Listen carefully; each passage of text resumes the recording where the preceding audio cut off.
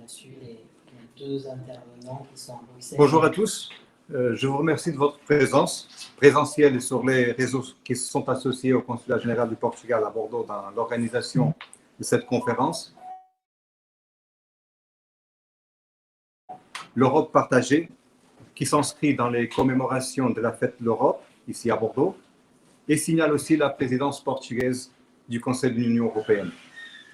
Le concept de cette conférence était bien l'idée d'une Europe partagée, commune à nous tous, dans ses différentes dimensions. Une Europe qui constitue le fondement de notre développement et de notre stabilité, mais qui doit être aussi disponible à écouter les préoccupations et aspirations qui existent pas seulement au niveau national, mais aussi au niveau régional, local, voire au niveau de tous les citoyens européens. Aujourd'hui, on aura des témoins de M. Pierre Urmic, maire de Bordeaux, et M. Jean-Luc Lez, président du conseil départemental de Gironde, à qui je remercie vivement d'avoir accepté notre défi, qui nous donneront précisément cette dimension territoriale de proximité aux citoyens, au niveau local et régional, et à l'engagement et le compromis qui doit exister de la part de nous tous pour qu'on puisse bâtir ensemble une union plus proche de ses citoyens, réussite à maintenir la paix et stabilité et à assurer une croissance socio-économique au bénéfice de nous tous. Et on aura aussi l'opportunité d'avoir avec nous deux politiciens portugais, une députée au Parlement européen, Mme Margarida Marques, l'autre député à l'Assemblée portugaise, M. Carlos Gonçalves, à qui je profite aussi pour remercier de leur disponibilité pour partager avec nous leur vision pour l'avenir de l'Europe. La participation du Consulat général dans cette fête de l'Europe de Bordeaux, traditionnellement organisée par nos partenaires de la Maison de l'Europe Bordeaux-Aquitaine, assume cette année une importance accrue due à la présidence portugaise. Et je voudrais aussi remercier la MEVA pour ce focus spécial sur le Portugal qui nous a permis de réaliser ensemble diverses manifestations, notamment la célébration de la Journée mondiale de la langue portugaise ou le déjeuner portugais qui a été servi à 34 500 élèves de primaire en toutes les écoles de la métropole de Bordeaux. Le Portugal assume pour la 4e fois la présidence. Et à chaque fois, on a essayé de marquer le débat et d'influencer positivement le processus de construction européenne.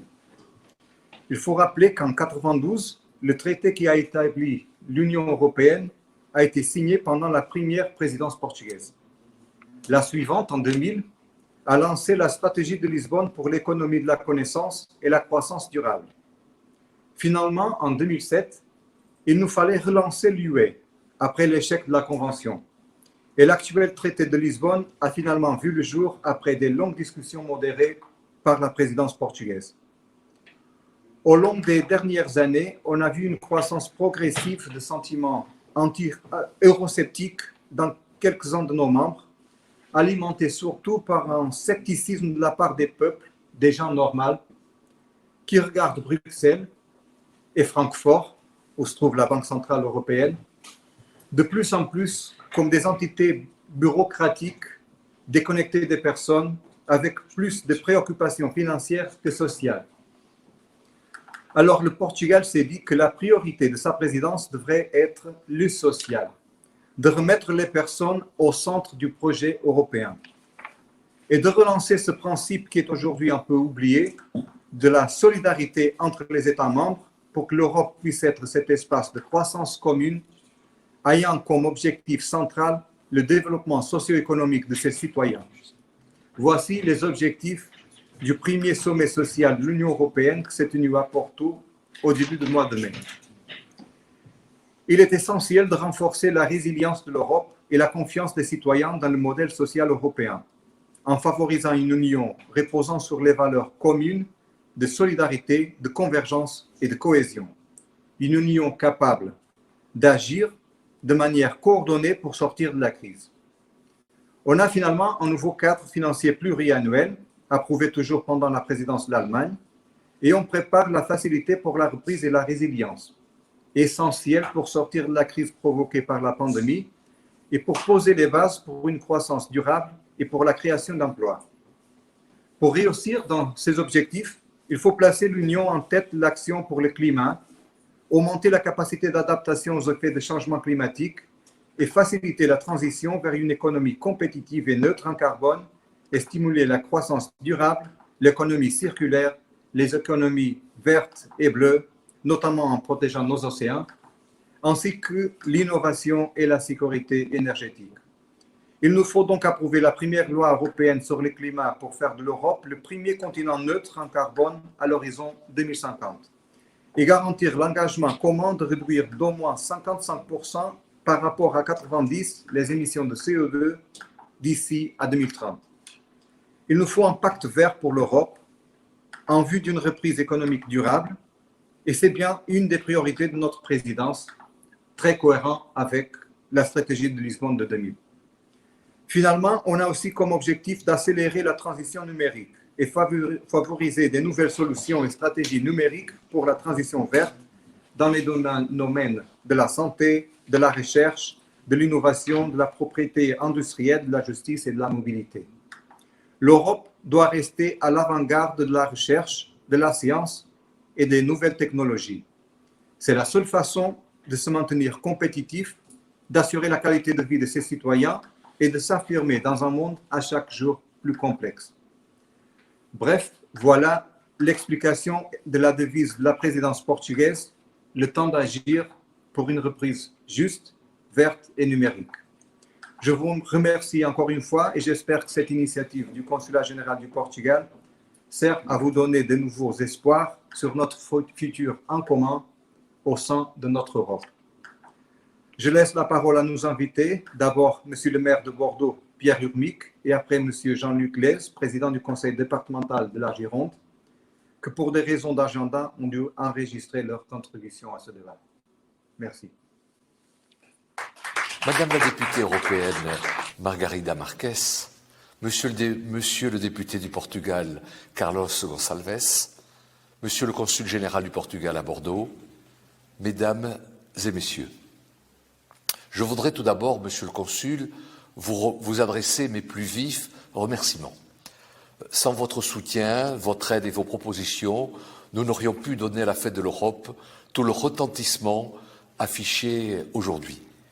Et pour cause, cette année 2021 n'est pas une année comme les autres pour l'Europe, pour la France, pour nous tous. Tant la crise sanitaire a bouleversé nos sociétés et nous a obligés à nous adapter pour protéger nos concitoyens et préserver notre économie et même notre vivre ensemble. Je voudrais ensuite chaleureusement saluer la présence de Madame Margarida Marques, députée au Parlement européen, ancienne ministre déléguée aux affaires européennes du Portugal, et vous dire combien Bordeaux est honoré de vous accueillir, puisque vous représentez l'ensemble des partenaires européens de notre ville et des 27 pays qui composent aujourd'hui l'Union européenne. Ce faisant, de par votre engagement et votre dévouement pour l'Europe, vous apportez la démonstration concrète que cet esprit européen que nous voulons à Bordeaux promouvoir et faire vivre au quotidien. L'Europe, pour vivre, a besoin de symboles forts. La fête de l'Europe en est désormais un. Cette fête, instituée le 9 mai, nous rappelle opportunément que l'Europe est à la fois un héritage et un projet. Votre réflexion portant sur l'Europe partagée, vision pour l'avenir de l'Union européenne, me donne l'occasion d'abord de rappeler les valeurs sociales et démocratiques de l'Europe. Mais aussi me permet d'aborder deux défis majeurs pour l'Europe. Le premier, c'est le défi du changement climatique. En 2018, l'Europe émet près de 9% des émissions mondiales de gaz à effet de serre, au moment où les États-Unis en émettent 14%. Nous devons collectivement, au niveau européen, avoir une ambition forte dans la lutte contre le changement climatique. Il nous faut résoudre des questions comme celle des réductions de CO2 entre les différents États membres et les secteurs économiques, discuter des objectifs de promotion des énergies renouvelables avec une compétitivité qui doit rester forte au niveau international. Le deuxième défi est celui de l'économie dans un monde globalisé. L'Europe, son modèle et son économie doivent peser sur la mondialisation. Nous devons nous interroger, compte tenu des progrès que nous avons faits avec le traité de Lisbonne en matière institutionnelle, pour voir comment l'Europe peut être plus présente dans les institutions multilatérales et parler d'une seule voix.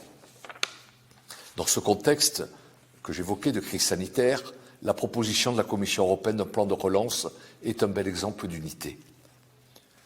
Je ne saurais terminer sans saluer deux initiatives emblématiques de la présidence portugaise de l'Europe. D'abord, l'accord autour du pacte vert européen, un Green New Deal qui n'est pas une fin en soi, mais une étape décisive pour atteindre nos objectifs climatiques en 2030 et la neutralité carbone en 2050 et réussir la transition énergétique vers un modèle 100% durable. Le lancement de la conférence pour l'avenir de l'Europe, qui doit, de mon point de vue, non seulement être le début d'une Europe plus participative, mais aussi d'une Europe plus décentralisée.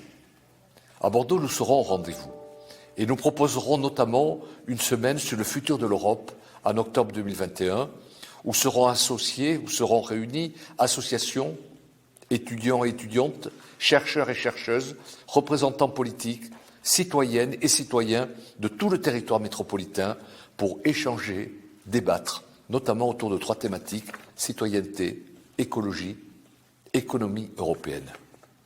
Je ne saurais enfin terminer sans saluer chaleureusement la présence de M. Carlos Gonçalves, député du Portugal, et sans rappeler la vitalité du jumelage entre Bordeaux et Porto, jumelage qui existe depuis 1978. Nous avons une coopération très riche sur le plan culturel, gastronomique, viticole bien sûr, tout particulièrement, mais aussi universitaire. Et nous aurons l'occasion de faire rayonner cette coopération à l'occasion de la saison croisée France-Portugal 2022. À Bordeaux, nous préparons déjà cet événement aux côtés de notre diaspora portugaise, en lien avec la ville de Porto, mais aussi avec la ville de Paris et d'autres communes de France. Ce sera une grande célébration de tout ce que nous partageons à travers nos vins, nos musiciens, nos photographes, nos danseurs, avec nos jeunes au premier plan, mais aussi au travers de notre mémoire commune, qu'incarne si remarquablement la figure d'Aristide de Sousa Mendes, auquel la ville de Bordeaux particulièrement attachée, compte tenu de ce qu'il a fait pour nos concitoyennes et nos concitoyens. Je sais que le Portugal s'apprête à l'honorer comme il se doit cette année. Bordeaux sera content d'être associé à cette commémoration du rôle remarquable qu'a pu jouer durant la Deuxième Guerre mondiale Aristide de Sousa Mendes. Voilà, écoutez, je vous remercie en tout cas et je vous souhaite un excellent débat. Merci.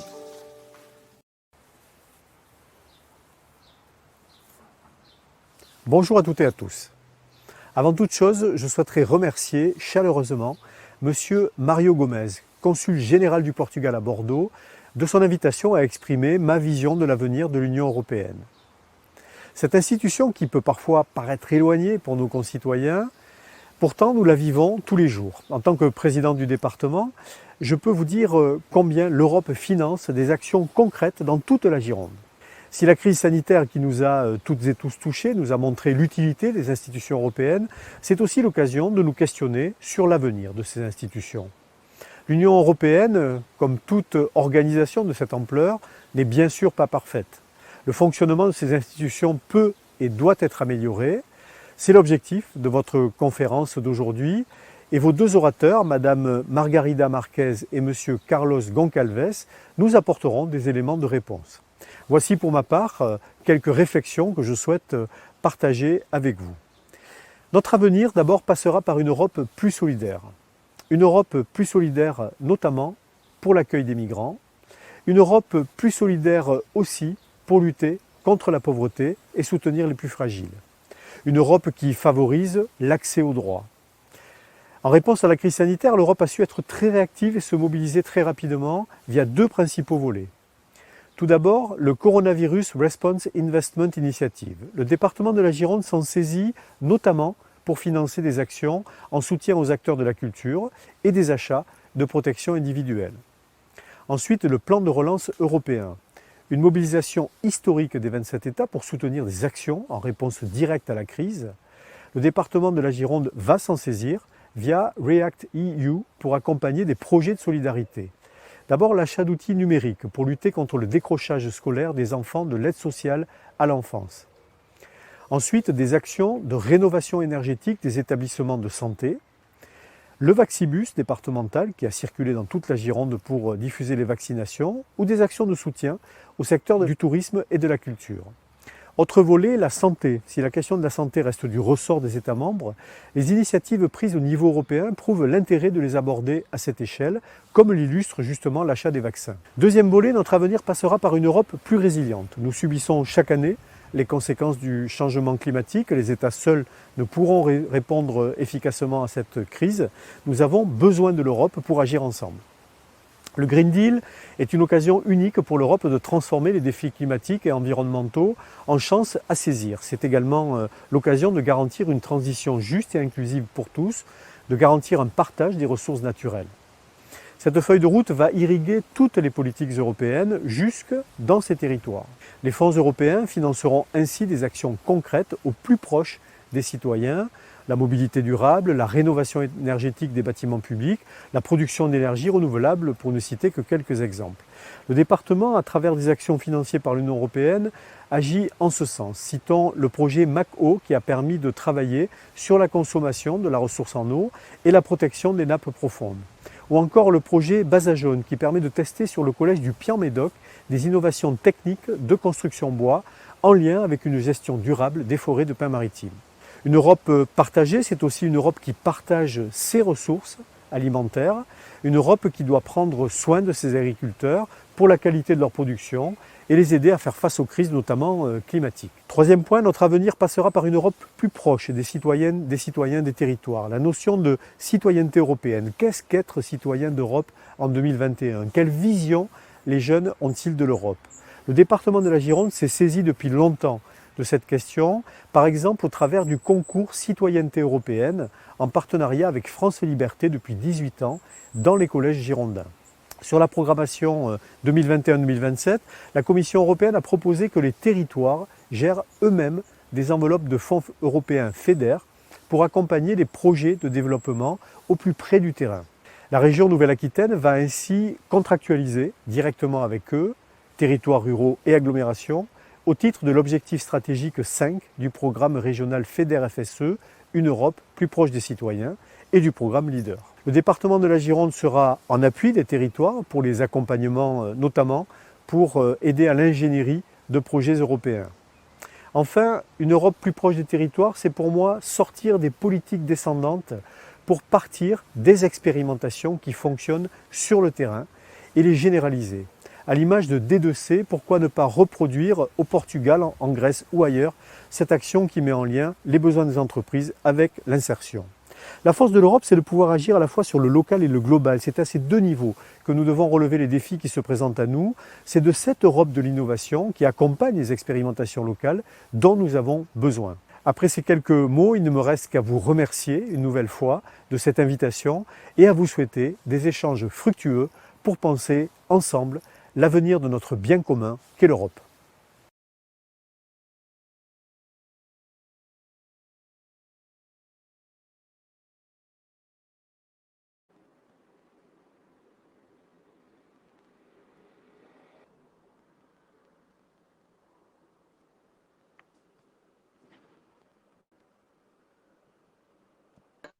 De l'Europe verte.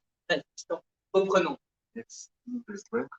Donc en parlant de mon pacte vert, on peut évoquer les énergies vertes, c'est-à-dire les énergies renouvelables, puisque l'Union européenne promeut le développement des énergies renouvelables. Et à cet égard, le Portugal est un bon élève de la classe européenne, contrairement à la France d'ailleurs, qui est en matière pour 2020, il faut le souligner, malgré la est-ce qu'il y a des leçons à tirer de l'expérience portugaise en matière de développement des énergies renouvelables. Par exemple, en 2016, le Portugal a été autosuffisant grâce aux énergies renouvelables en 4 ans. C'est la première fois que c'était réalisé en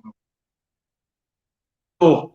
Donc, je commencerai pour saluer bien sûr Monsieur le Consul général du Portugal à Bordeaux pour cette initiative, une magnifique initiative. Saluer bien sûr Monsieur le maire, Monsieur le président du Conseil général, ma collègue, ex-collègue et aujourd'hui parlementaire européenne Margarida Marques, ancienne ministre déléguée aux affaires européennes et une des personnes qui connaît mieux les questions européennes au Portugal. C'est toujours un honneur et un privilège de partager des moments de débat avec elle. Et tous ceux qui suivent cette conférence, surtout l'Uso Journal, le journal en langue portugaise de France. Et donc, c'est un moment toujours important de fêter ce qu'on peut dire. Le premier objectif d'initiative, c'est fêter l'Europe. Il y en a bien des raisons de célébrer ce jour de l'Europe, et surtout ce projet politique qui nous a amené la paix, la prospérité et ainsi à améliorer nos vies. Le deuxième objectif, cette initiative, c'est l'avenir de l'Europe. C'est un thème très important en ce moment à cœur de la conférence qui est en train d'être organisée. Un thème ambitieux, mais un thème qui, face à la période d'incertitude que nous vivons, est aussi un grand défi, un défi bien sûr que nous tous devons relever. Le troisième objectif de l'initiative, c'est aussi débattre sur l'Europe. À un moment où mon pays, le Portugal, assume la présidence de l'Union européenne dans un moment critique de l'histoire récente du projet communautaire. Nous vivons un moment sans précédent. Nous avons vécu en 2020 et nous vivons encore des événements extraordinaires qui ont eu des conséquences dans nos sociétés, dans nos vies et qui ont changé aussi certaines de nos priorités. La présidence portugaise s'avérait déjà ambitieuse, mais bien sûr, il va falloir jusqu'à la fin de juin de tenir compte des conséquences de cette pandémie et de l'incertitude qu'elle gère au quotidien et pour l'avenir. Devant faire face à des multiples urgences, les États et l'Union ont dû prendre des mesures pour atténuer les effets de la crise. Mais après ces réponses, bien sûr des réponses réactives, les priorités aujourd'hui sont bien sûr le redressement économique et bien sûr la sortie de la crise. Ainsi, cette présidence est bien marquée par les différentes réponses à la pandémie. Le succès de la vaccination et la reprise économique sont deux éléments essentiels de cette réponse et qui marquent, comme je l'ai déjà dit, cette présidence. Sont aussi celles qui, en ce moment, sont comprises de façon immédiate par nos concitoyens. Donc, une présidence qui, malgré l'incertitude, a défini 3 priorités pour une Europe résiliente. Favoriser la relance européenne appuyée par la transition climatique et numérique, instaurer le socle européen des droits sociaux en tant qu'élément essentiel pour mener à bien une transition climatique et numérique juste et inclusive, et renforcer l'autonomie stratégique d'une Europe ouverte au monde. J'en parlerai un peu plus tard. Mais dans cette période d'incertitude sur l'avenir, l'Union européenne est en train de débattre son avenir pour la prochaine décennie. Une Europe que par le passé a su surpasser plusieurs crises, même si le modèle européen n'avait jamais été si mis en cause comme maintenant avec la pandémie. L'Union européenne a le devoir de démontrer sa capacité à donner des réponses concrètes aux préoccupations, mais aussi à l'ambition de ses citoyens. Les politiques européennes doivent apporter des solutions inclusives pour définir son avenir. C'est ça aussi l'objectif de la conférence sur l'avenir de l'Europe que Monsieur le maire de Bordeaux a déjà cité. Je trouve que c'est une bonne initiative. Une initiative qui prévoit la participation citoyenne que certains voient, et moi aussi j'ai cette opinion, comme le meilleur moment de sauver la démocratie et de faire face au populisme. J'ai eu l'occasion de participer à divers événements lors des consultations citoyennes de 2018. Des événements qui ont été réalisés pour tout le territoire portugais, même dans notre Parlement, et qui ont même amené à Lisbonne le président de la République française, Emmanuel Macron. Ces consultations citoyennes ont démontré le désir des populations, surtout les jeunes, de participer à un dialogue avec les représentants politiques, soit sur le plan national, soit sur le plan européen. Des consultations qui ont permis de percevoir les critiques envers l'Union européenne et même si parfois on a pu sentir une certaine frustration, on a aussi remarqué, et ça me paraît très important, qu'il n'y a pas de rejet du projet européen. Sur les consultations qui ont lieu au Portugal, je me permets de souligner que le fait que beaucoup de participants ont exprimé aussi sa frustration de voir les bonnes nouvelles souvent associées au gouvernement et souvent les mauvaises nouvelles associées à l'Union européenne. Ça se passe au Portugal, il se passe partout en Europe. Et aussi, on a pu constater que les questions de l'écologie, le changement climatique, la solidarité, les questions sociales venaient en tête des préoccupations. On a pu aussi constater une inquiétude sur l'avènement de mouvements populistes au sein de l'Union européenne. Les réponses à cette consultation ont permis de comprendre que les préoccupations de nos populations et surtout des jeunes qui ont là un niveau de participation au niveau des réponses très élevé. Les thèmes comme l'écologie, et en relation bien sûr avec les énergies renouvelables, quelqu'un tout à l'heure abordait, l'offre des services de santé, l'éducation, les politiques pour les jeunes, les questions de solidarité, les questions d'immigration et aussi, il faut dire, la transparence dans la vie publique et politique ont été désignés par les Portugais comme des thèmes prioritaires à traiter. Les citoyens européens ont besoin de récupérer la confiance. Il y a notre devoir de définir un cap pour les futures politiques de l'Union européenne. Un débat qui doit impliquer les citoyens, mais à mon opinion aussi les collectivités locales.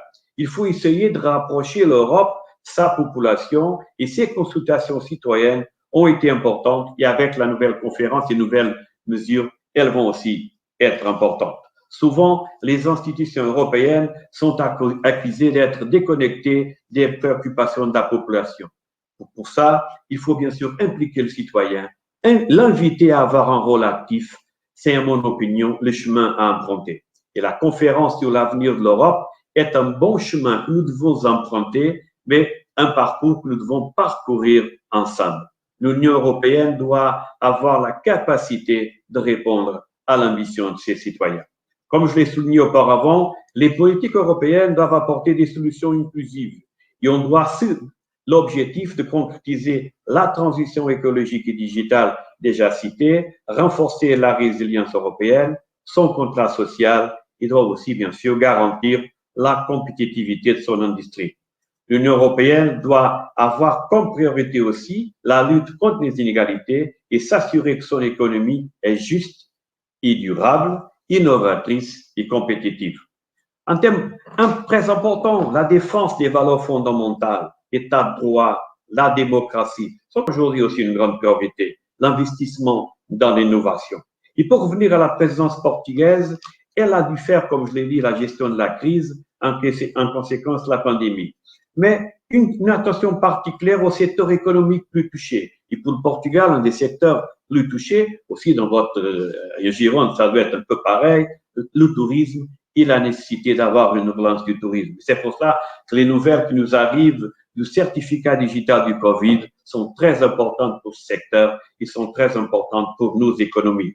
Les questions sociales, et là je reviens au sommet de Porto, un moment très important de cette présidence qui avait comme objectif de définir les orientations de l'Union européenne en politique sociale. Un sommet qui avait comme objectif promouvoir la création d'emplois plus nombreux et de meilleure qualité, l'adaptation des compétences aux besoins présents et aux besoins futurs, le renforcement de la protection sociale et la lutte contre la pauvreté. Un sommet qui a permis d'adopter une déclaration qui définit ces objectifs et qui est un compromis ambitieux. Cependant, ce sommet qui s'est déjà déroulé d'une certaine normalité a permis de traiter de sujets au-delà de la pandémie, comme les questions de l'action pour le climat et aussi les questions internationales. Et les questions internationales sont importantes. Moi-même, je suis vice-président de la Commission des Affaires étrangères et ça, c'est un thème que l'Europe doit avoir beaucoup attention. Elle doit développer le multilatéralisme efficace avec un positionnement stratégique de l'Union européenne comme acteur global. Développer aussi le rôle de l'Union européenne dans le système du commerce international. Et l'autre jour, je parlais avec mes collègues parlementaires, un thème qui fait un peu polémique, c'est la question de l'accord avec les pays de l'Amérique latine, surtout l'accord avec le Mercosur. C'est un accord important dans le domaine économique, mais aussi dans le domaine géopolitique. qui cause polémique, c'est vrai, comme l'a succédé aussi avec le Canada. Et c'est un thème que je considère très important, en plus pour un pays comme le Portugal qui a des relations privilégiées avec l'Amérique du Sud. On avait l'intention, notre présidence, d'organiser le sommet Europe-Afrique, un thème très important des relations avec les pays du Sud de la Méditerranée. Développer bien sûr le dialogue avec la nouvelle administration américaine, et quand on parle du climat, c'est un thème que peut insérer dans ces relations. Et aussi les relations transatlantiques. N'oubliez pas que le Royaume-Uni a quitté l'Union européenne, et donc l'Europe, elle s'est tournée un peu plus vers l'Est. Et dans les relations atlantiques, le Portugal, et là, la région de Gironde avec la France, on doit travailler cette question parce qu'elle est très, très importante et le Portugal peut aussi là jouer un rôle important. Et quand on parle du Royaume-Uni, du Brexit, je voulais dire, je ne vais pas m'allonger sur cette question, mais une question positive que je dois en tirer de cette négociation, c'est le fait que l'Europe a été unie et qu'il y avait un seul négociateur, il fait en français, M. Barnier. Et ça, c'est très important parce que souvent, on se divise trop quand on défend l'Europe dans le monde, dans les relations internationales. Il fallait qu'on trouve le moyen d'avoir cette unité pour d'autres thèmes. Parler de la sécurité maritime qui est fondamentale aussi pour le Portugal et bien sûr la question d'immigration, le pacte d'immigration, un thème d'une énorme importance et qui doit être une des grandes priorités de l'Europe pour l'avenir proche et pour l'avenir tout court. Je terminerai avec deux notes. La première, parce que quelqu'un l'a abordé aussi, la citoyenneté européenne. Moi, je dis que les Portugais qui comprennent mieux cette citoyenneté, c'est ceux qui vivent à l'étranger. Ceux de France, par exemple. Il faut savoir que dès que le Portugal a rentré dans l'Union européenne, les Portugais de France ont commencé à créer ses propres entreprises. Et aujourd'hui, on a un réseau dynamique qui sait entreprendre à peu près plus de 40 000 d'entreprises portugaises en France. Mais elle est pour les droits politiques. La citoyenneté européenne a permis aux Portugais de France de pouvoir voter. Et c'est un honneur pour moi d'être membre d'une communauté aussi qui a plus de 8 000 élus dans les municipalités françaises, 4 parlementaires à l'Assemblée nationale, plus de 200 candidats aux prochaines régionales du mois de juin. Et ça, c'est dû aussi à cette Europe qui a permis à ces Portugais, en plus bien sûr de l'accueil, de très bon accueil français, d'avoir des droits importants aussi sur le plan politique. Et comme M. le maire l'a souligné, il a parlé de l'exemple du jumelage entre Bordeaux et Porto. Et ça, c'est aussi très important. Les relations diplomatiques, elles restent souvent au niveau des capitales. Il y a des jumelages qui montrent qu'on peut avoir une diplomatie municipale. S'engager sur des dossiers, souvent avec l'Europe, sur des matières, pourquoi pas, des questions d'écologie. Et là, Porto et Bordeaux sont un bon exemple de ce qui peut être un jumelage qui peut non seulement améliorer les relations bilatérales, mais qui peuvent aussi contribuer pour l'Europe. Parce qu'il faut qu'on se connaisse mieux. Il faut que les populations, les territoires d'un pays et de l'autre puissent se connaître. L'Europe, elle se construit comme ça. Je terminerai pour féliciter encore une fois M. le Consul pour cette initiative et dire que le Bordeaux, c'est un bon exemple des relations avec le Portugal et nous sommes bien sûr ouverts, pourquoi pas, à ceux qui participent à cette conférence d'un jour, nous pouvons nous recevoir au Parlement portugais. Encore une fois, merci et tout à l'heure, je dois vous quitter parce qu'on est en plein travaux parlementaires et j'ai interrompu ma participation pour être avec vous pour cette belle initiative. Merci.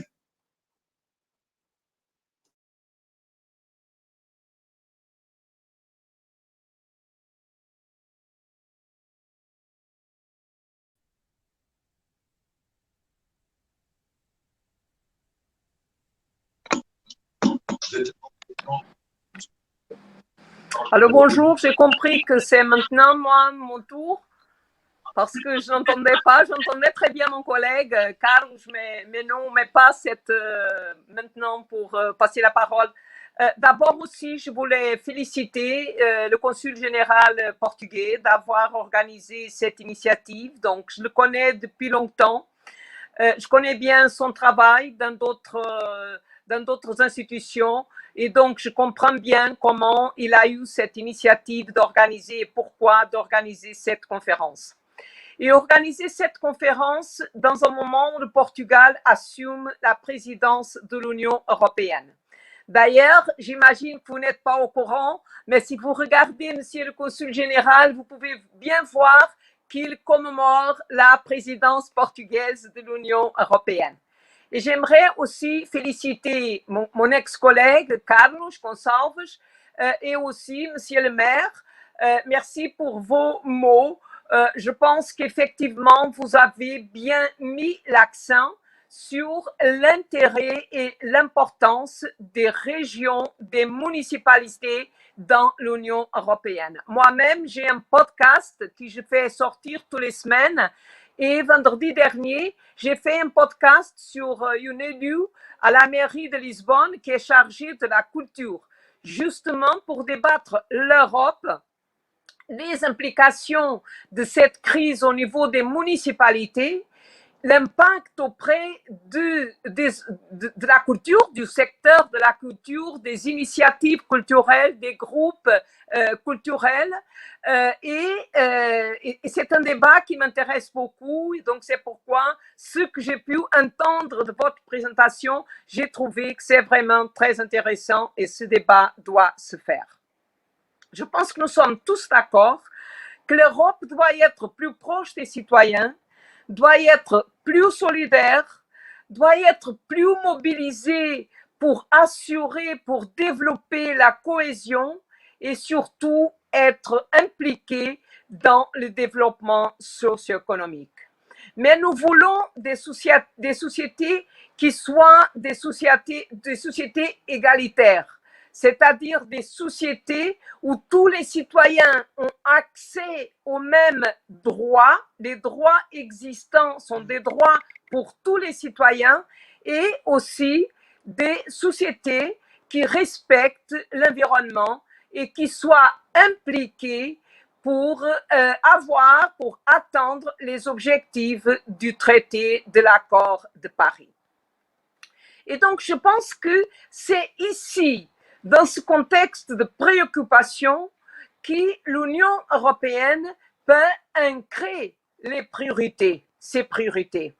Et donc, je commence par la première priorité. Et la première priorité de l'Union européenne aujourd'hui, c'est s'en sortir de la crise.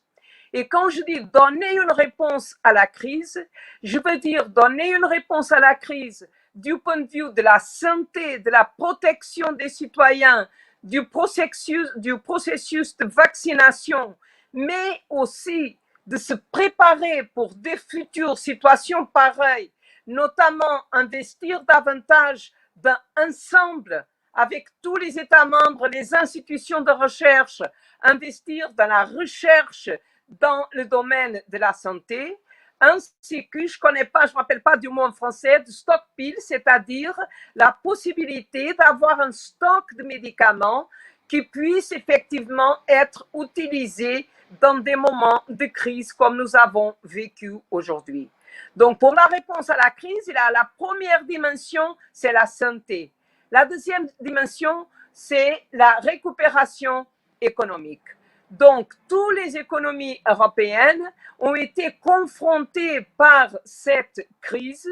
Bien évidemment, il y a un impact dans toutes les économies, mais cette fois-ci, l'Union européenne a réussi à donner une réponse ensemble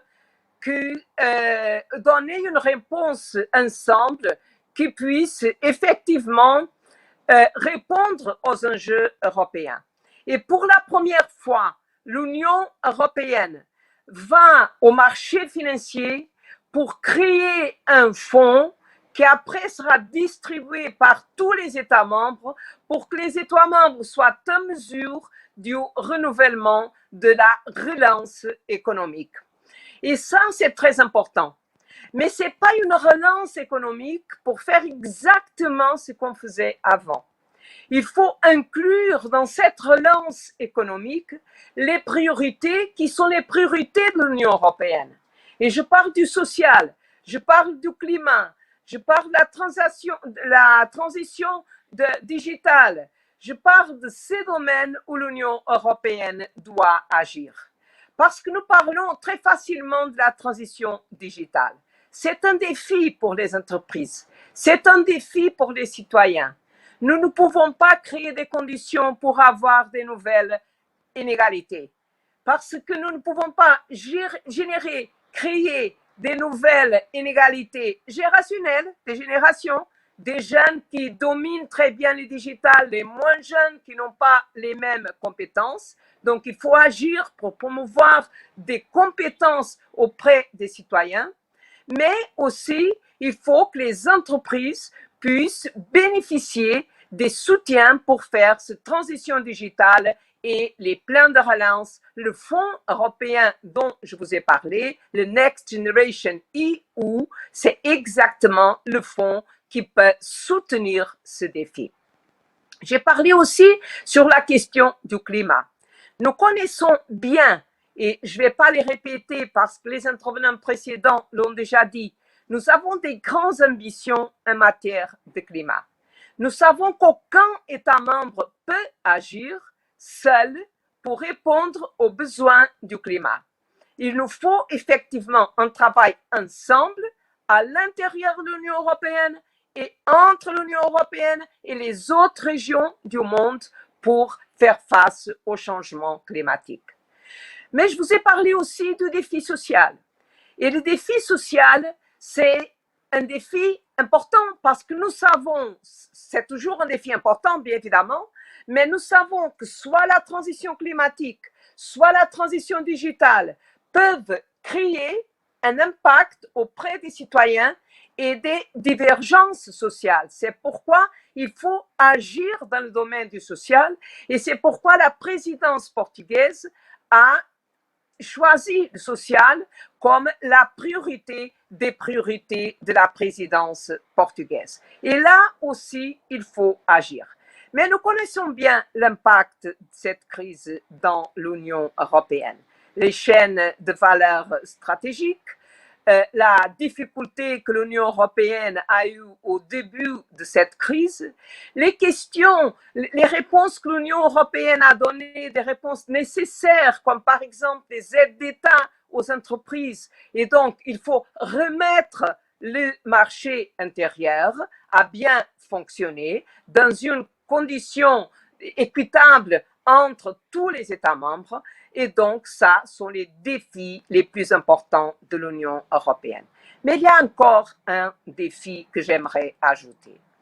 Nous avons une nouvelle administration aux États-Unis et nous ne pouvons pas perdre cette opportunité pour relancer une nouvelle agenda globale. Une nouvelle agenda globale. Et le sommet Union européenne-États-Unis qui aura lieu le 15 juin sera très important. Créer cet agenda global qui puisse respecter le multilatéralisme, les différents piliers, la Chine, les États-Unis, l'Union européenne, et ça dans plusieurs domaines. Bien évidemment, une agenda globale politique, une agenda globale de paix, mais aussi une agenda globale au niveau des relations commerciales et au niveau du climat. Comme j'ai dit avant, la question du climat, les objectifs climat, nous y arriverons seulement si tous les différents piliers, les différentes potences, les différentes régions du monde puissent être ensemble et avec un compromis pour respecter ce qui est notre grand compromis, c'est-à-dire le traité de Paris. Et donc, ça sont les grands défis de l'Union européenne. Mais ces défis sont dans un moment où il y a encore l'impact de la pandémie, mais il y a aussi des perturbations au niveau des valeurs de l'Union européenne. Et c'est pourquoi le respect de la démocratie et l'engagement politique pour respecter et faire respecter les valeurs européennes, c'est aussi une grande priorité pour les États membres, pour l'Union européenne, pour les institutions européennes, et le Parlement européen est bien conscient de ces défis. Merci et félicitations encore une fois pour cette initiative.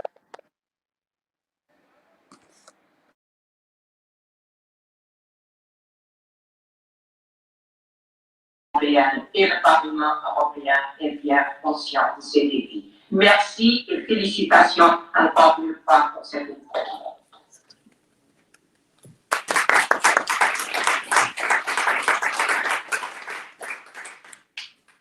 Voilà, je voudrais m'excuser d'abord pour les difficultés techniques. On aura cette transmission sur notre page de Facebook, aussi sur YouTube, en meilleures conditions. Et donc, je vous invite aussi à essayer de revoir cette conférence, cette fois-ci avec, avec l'image et les qualités qu'elle mérite. Je voudrais remercier Monsieur le maire Pierre Urmic, Monsieur le président du conseil départemental Jean-Luc Glaise et les députés Margarida Marques et Carlos Gonçalves pour les idées, pour les priorités qu'ils nous ont indiquées pour l'Union européenne. Notre projet européen est bien le plus grand défi de notre histoire contemporaine. Et grâce à l'Union européenne, on a la paix, la stabilité, la croissance économique, le développement et un sens commun à tous les pays d'Europe d'appartenance au plus important bloc démocratique de respect des droits de l'homme, de l'état de droit, des libertés individuelles et collectives. Il faut qu'on protège, il faut qu'on s'engage, il faut qu'on contribue à la construction européenne, nous les citoyens, les localités, les régions, les nations, tous unis pour continuer à bâtir le projet européen parce qu'il y a quand même un long chemin devant nous. Il faut être optimiste. Et je crois que les messages qui nous ont été laissés par nos invités, les députés, le maire, le président du conseil départemental, vont dans ce sens-là, d'une Europe compétitive au niveau international et capable de se faire écouter dans le contexte international. Mais pour le faire, il faut vraiment lancer le changement de mentalité aussi au niveau de l'écologie, d'avoir une économie verte, une économie respectant de l'environnement et promouvoir la transition énergétique et surtout l'économie digitale.